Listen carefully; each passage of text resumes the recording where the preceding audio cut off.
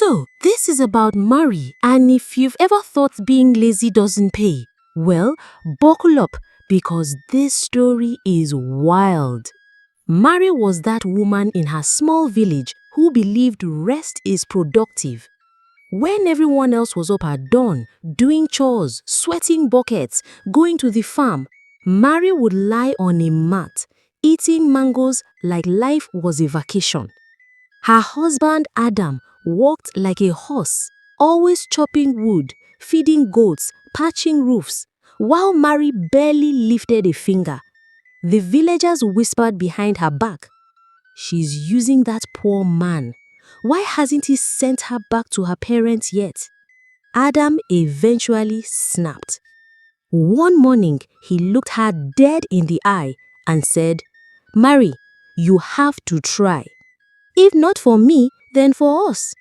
And for the first time, Mary panicked. She didn't want to lose him. So guess what she did? The unthinkable. She woke up early. She tied her wrapper, grabbed the clay pot, and joined the other women heading to the stream. Her feet ached halfway. The sun wasn't even hot yet, and she was already mentally writing her acceptance speech for best wife in the village. When she got to the stream, jaws dropped. People literally whispered, "Is that Mary or her ghost?" But Mary ignored them and went to a quiet corner where the water was clear. She dipped the pot ready to fetch water, dashed home, and collapsed dramatically in front of Adam, so he'd never bother her again. But when she pulled the pot out, it wasn't water inside. It was money.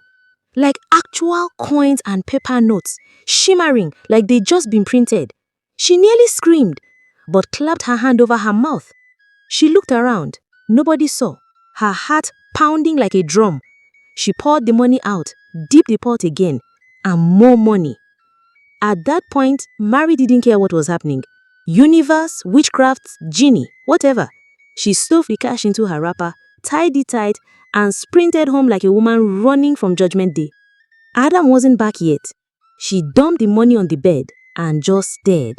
She could swear the money whispered, "Girl, your lazy prayers have been answered." And of course, she wanted more. The next day, Mary returned to the stream. She dipped the pot expecting more cash, but instead, a voice spoke. "You have been given your first wish. You have two more." Her brain spinning. Wishes? The voice repeated, "Two wishes left." Mary ran home with her head buzzing. Two wishes left? What can I wish for now? That night, Mary stared at the pot and thought, what would make these villagers choke on their gossip? Next morning, Mary ran to the river, dipped the pot into the river, and whispered her wish. "I wish for a golden house. Not painted gold, real gold. Something so shiny, even the king's palace would look like a chicken coop." When she got home, her jaw dropped. The mud hut, gone. In its place stood a golden mansion glowing like the sun had moved in. She screamed. Adam came running, half-dressed. "What in the name of thunder is this?"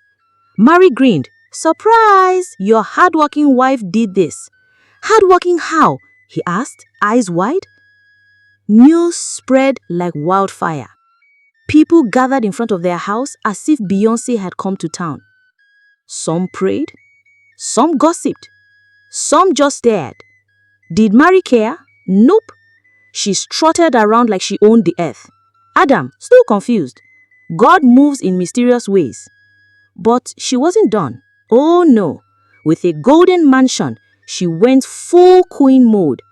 Throwing feasts, inviting friends, laughing till her sides hurt, eating like royalty, plates piled high with food, drinks flowing like a festival. After every meal, she'd roll into bed and snore like an overstuffed pig, without a care in the world. Adam, bless him, would clean up the mess, wash the dishes, wipe the floors, and even make sure she had a pillow under her head. But she could tell he was getting tired.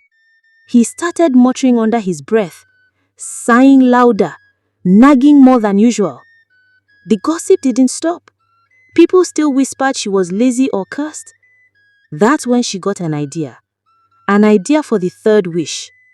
Something you'd never see coming. So Mary marched to the river one last time with the pot. She dipped the pot into the river and said the dumbest thing ever. I wish no one would ever question me again. I want full control. Let them obey or stay silent. The pot shimmered. At first, life felt perfect. Adam stopped arguing. The women stopped whispering. People bowed their heads when she passed. She felt powerful. But soon, she realized something. Adam stopped sleeping in their bed. Then he stopped eating with her. One evening, she saw him packing. "Where are you going?" she asked.